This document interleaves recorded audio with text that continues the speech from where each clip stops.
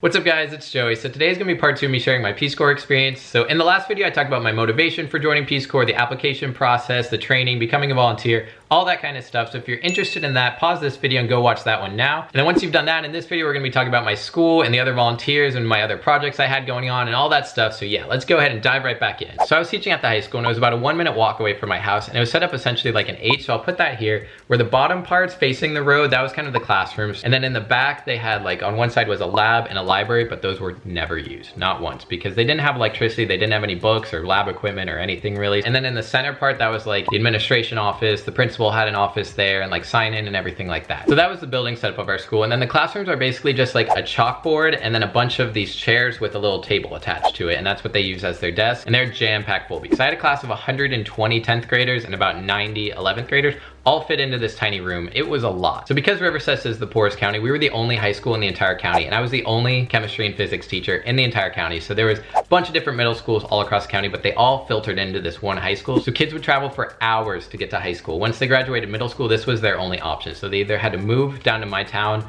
or travel every week down there. So also the thing with Liberian high school that you need to realize is the students were about from 17 to 40. So most of my students were older than me. And also I was teaching pretty much everybody my age in the town. So you can't really be friends with your students. So that made it like really hard to find an actual genuine friend. I did end up finding quite a few, but pretty much anybody my age or double my age in my town, I was their teacher, which is just very strange. And then the other thing, because of that big civil war that they had that I talked about in the other video, a lot of the teachers fled. So they didn't actually have enough teachers to fill a school. Like in my school, I was the only chemistry and physics teacher. It wasn't like I was replacing anybody. I was filling a hole that they had no other teacher. But a lot of teachers they do have aren't actually certified teachers. They've had no training, so they're just volunteering to try and help out, but they have no actual training on how to be a teacher, and a lot of them maybe didn't even finish high school themselves. So the level of education that the teachers are able to provide also wasn't that great. They're trying their best, but they don't have any resources and they don't have any formal training. So that was really hard to kind of walk into and see. And the last thing, there's really no way to like sugarcoat this or anything, but there was a lot of corruption going on in the school system, because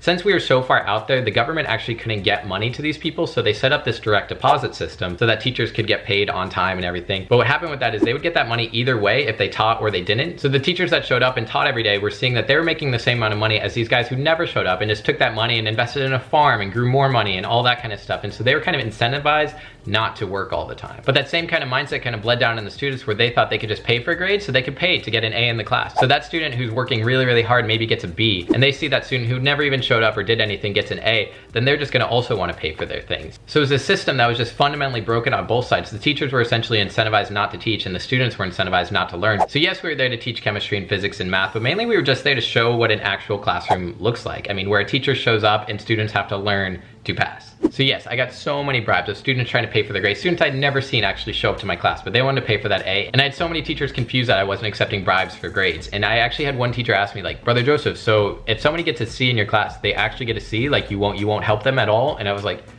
no, like whatever they get, and like that concept is just kind of foreign in their eyes. So I'm not saying it's anything against any of my teachers or students, but like that's just kind of the system there. It's just broken. So when I started there, I kind of did a diagnostic test just to see like where my level of students were at, what they could do and what they couldn't do, because they were in 10th grade. They should be able to do certain things in chemistry and physics and stuff. I quickly learned like I had some insanely bright students who were like ahead of the curve of like American students, and then I had some that literally couldn't read or write or do addition and stuff. So that was the main challenge of teaching, I think, was applying to these guys and getting them to learn and keeping them intrigued, but then also bringing these guys back up to par, which I think is a struggle in a lot of classrooms, but it's like very extrapolated in Liberia because you have like the extremes of both ends smushed in one class. So we focus kind of a lot on reading skills and fundamental math, but then I would do like problems of like addition and subtraction and working on that, but then also like basic algebra and stuff for these guys over here that could do that. And that was probably the biggest challenge, because some students came up to me and thought my class was way too hard and thought it was ridiculous because they couldn't do this addition, and then others thought it was way too easy because they're like, why are we covering this? We need to be covering more. So it was finding that balance between the two and trying to work with everybody. That was actually the main difficulty, because also I just had a chalkboard, so I had to write all my quizzes, all my notes, everything just on the chalkboard. I would bring the students up and they would do practice problems and things like that, because there is no paper, there's no workbooks or textbooks or anything like that. So everything was on that chalkboard, and so finding that balance just on a chalkboard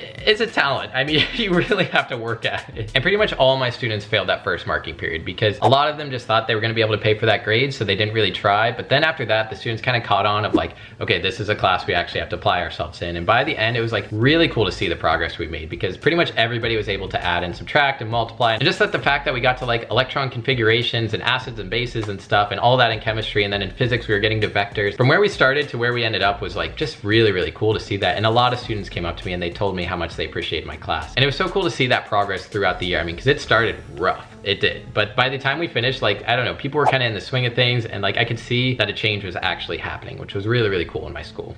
Next part I want to talk about is the other volunteers. And guys, these are like some of the greatest people I've ever met in my life, because when you get there, like that's the first time you're surrounded by so many people that we're all going to Liberia together and all working in Liberia together, and all just like all of our paths in our life have led us there. So we all have this common ground. I don't know, you kind of have to be a certain type of person to do this. So it was really cool to be surrounded by people like me, and just these guys were amazing, and it's definitely a support system from the get-go, especially after getting placed, because I got placed in this county where there was only one current serving volunteer and one in the county next to us. So it was like this no man's land, because all the other volunteers were dispersed through the other counties, but our counties were kind of barren. So they put 9 of us there, and the rest of the country was kind of broken up into these 3 big sectors of the southeast, the north, and the west. But our 2 counties, since there hadn't been any volunteers, there was just kind of forgotten, and so they didn't like have a group for us to go into. And so when we were doing the trainings and things, sometimes we would be down with the southeast, sometimes we would be with the north, sometimes we would be with the west. And so because of this, our group got really close because we didn't have anywhere to fit, so we kind of just like formed a little thing ourselves. And we were the 2 counties of Grand Bassa and River Cess. So I created the name Grand Party Cess, and I don't know, it was just so much fun with those guys, because we were like kind of the misfits of just getting thrown out there in this place that no one really was, and like didn't have much information on it or anything, and no real like structure to it. And then along with that, I got placed in the site with Mel and Noah, and then later on another volunteer, Haley, who was working in the health sector, came. So it was really cool having the 3 of them, because most people were alone, but I got to be placed with 3 others, and I got to share my experience with them. And we would cook together, we would go to the beach together, we would do all these things. And so it was really, really nice just getting to have some other people that I was really, really close with. And so anytime you meet up, it's just so much fun. We would do a lot of Grand Party Cess meetups, because when you're out at site, you're living out in these communities where everybody's kind of different from you. So when you get to go meet back up with all these volunteers, it's just everybody's so happy, and it's so much fun and amazing. And those were some of my favorite times. I mean, I love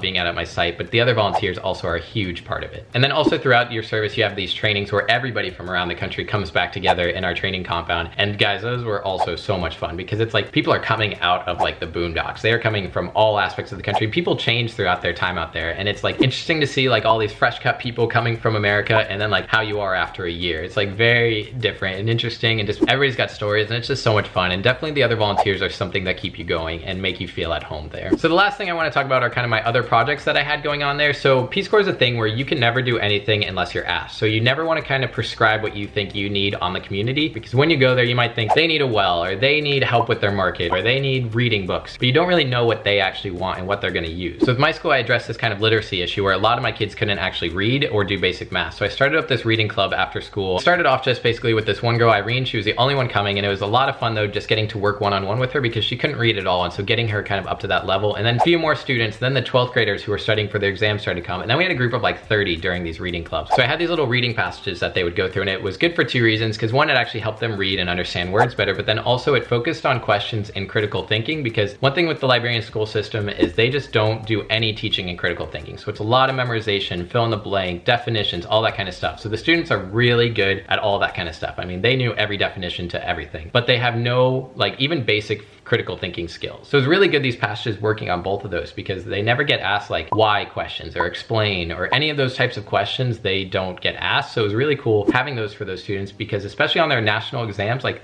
those are there, but in the school system, they're not taught. So that's why a lot of the 12th graders really, really like those things. Even though I wasn't their teacher, they still came and listened and did all that stuff. And then after reading club kind of picked up on Mondays and Wednesdays, then a lot of students were asking me to more help with addition and subtraction and all that kind of stuff. So then we started up a math club on Tuesdays and Thursdays. And so pretty much every day I was teaching in the school, and then after school I'd come back and we'd do reading and then math and then reading, the math, and work on all that to kind of help bring those students back up from the bottom. And that was really cool that they were invested in their own education, because they just had never really been offered it before. Also, a big thing with Peace Corps, I know a standard across Africa and probably other continents too, is that you'll have porch kids, so little kids that will come and hang out at your house all the time. So with them, I also started doing a reading club, because they're a lot younger. I mean, they were in the grades of like 1st to 4th grades, where they actually should be building those reading skills. So I had a bunch of kids come to my porch and always ask for these passages and different things to read, which was really cool, because like I said, like they are there, they want to learn, like they crave that knowledge, they just don't have any avenue to get it. So we would pretty much do a passage a day, every single day. They would sit down and read, and they would advance through the levels, because it started out at a 2nd grade reading level and went all the way to 6th. I had a lot get very, very far in the program. And the other big project I was working on was the nutrition of the diet. So yes, I was there as an education volunteer working in the high school, but Peace Corps allows you kind of to work in other sectors if you want to. And just in my normal daily life, I'm very interested in nutrition and seeing what's good for me and what's bad for me. And I just thought the diet there was so bad. So we started this nutrition committee. I worked across the country of identifying like what foods were available, how to build more balanced meals, just doing education on like why rice and oil is not going to be a stable diet for you. So it was very cool having the opportunity to work on projects that I was super interested in that weren't necessarily in my sector, in my primary goal. So with that, that's going to wrap up this video. And I just kind of want to leave with like, do I think I changed the world? Probably not. But do I think I impacted a lot of lives positively? Yes. And if I was even just able to teach that one girl how to add and subtract, or that one kid how to read, like, I don't know, that is something that's just insanely important to me. And there's nothing like that feeling of just like seeing a student struggle with something for weeks, and then when they finally get it, that glow and excitement in their eyes. And I know every teacher can probably relate to that, but especially just teaching in a country that just has no real opportunities or things like that before. But I think above all, it changed me a lot, because I think now I really see my privilege and see the opportunities that have been presented to me and see how that's not fair and balanced across the world. And so it makes me very grateful for just everything